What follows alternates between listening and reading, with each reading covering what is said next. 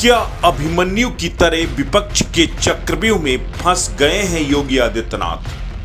क्या एक बार फिर अभिमन्यु परास्त होगा या फिर इस बार अभिमन्यु को बचाने अर्जुन आएगा? इन दिनों उत्तर प्रदेश की सियासत में भी एक महाभारत चल रही है। उसमें भी एक अभिमन्यु है जिसे पूरा विपक्ष पटखनी देने में लगा है, परास्त करने में लगा है। लेकिन अभिमन्यु 6 चरणों तक दुश्मनों का मुकाबला करते हुए, उन्हें नेस्त नाबूद करते हुए तेजी के साथ आगे बढ़ रहा है, लेकिन 7वें चरण में आकर फंसता हुआ नजर आ रहा है। लेकिन इस बार अभिमन्यु का वध नहीं होगा, क्योंकि इस बार अभिमन्यु को बचाने अर्जुन आ चुका है। इस महाभारत में प्रधानमंत्री नरेंद्र मोदी की भूमिका भी उस अर्जुन के जैसी है, जो अकेला ही जानता था कि इस चक्रव्यूह को कैसे भेदा जा सकता है। अगर समय रहते अर्जुन ने अभिमन्यु का साथ दे दिया होता तो शायद अभिमन्यु मारा न गया होता। इस बार 7वें चक्रव्यूह से बाहर निकालने का बीड़ा खुद प्रधानमंत्री नरेंद्र मोदी यानी योगी के अर्जुन ने उठाया है। उन्होंने पूरी कमान खुद अपने हाथों में ले ली है। 3 दिनों तक पूर्वांचल में डेरा डालकर आखिरी चरण की सियासत बदलने में लगे हैं। पूरा विपक्ष इन दिनों काशी में बीजेपी को घेरने में लगा है।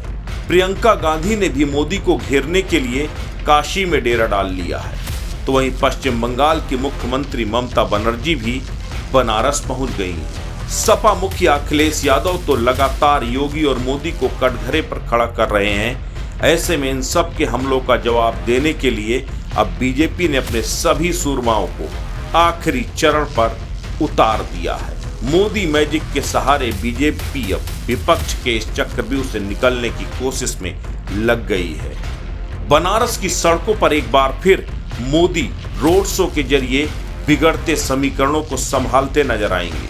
हर किसी को मालूम है कि मोदी से बड़ा गेम चेंजर इस वक्त भारतीय सियासत में कोई दूसरा नहीं है। मोदी की मौजूदगी ही बड़े से बड़े समीकरणों को ध्वस्त करने के लिए काफी होती है। मोदी का सक्सेस रेट इसकी गवाही भी देता है। इतिहास गवाह है कि प्रधानमंत्री नरेंद्र मोदी ने जिस जिस क्षेत्र में अपनी जनसभाएं की हैं, उस क्षेत्र में ज्यादातर जीत बीजेपी के हाथ लगी है। ऐसे वक्त में जब चुनावी रण अपने आखिरी चरण पर आ चुका है, 7वें चरण में बीजेपी का ट्रैक रिकॉर्ड पिछली बार भी बहुत अच्छा नहीं रहा। 7वें चरण में जिन 54 सीटों पर चुनाव है, उसमें से बीजेपी के पास 26, सपा के पास 11, बसपा के पास 6, अपना दल एस के पास 4 और सुभाषपा के पास 3 और 1 सीट निषाद पार्टी के पास है, जो 2017 में उन्होंने जीती। ऐसे में इस चरण में बीजेपी के लिए चुनौती बहुत बड़ी है। लेकिन पीएम मोदी को यूं ही गेम चेंजर नहीं कहा जाता।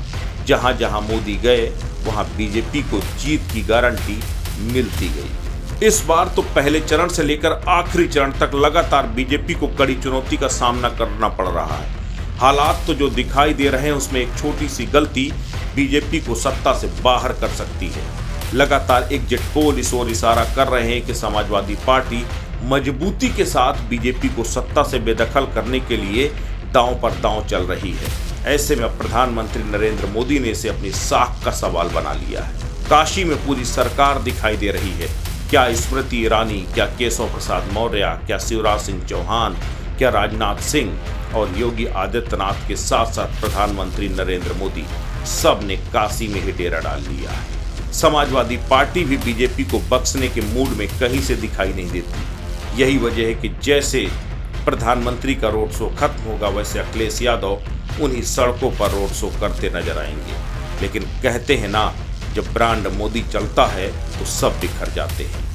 2014, 17 और 19 इसके सबसे बड़े नजीर थे। वाराणसी से अस्तित्व न्यूज के लिए प्रवीण तिवारी की रिपोर्ट।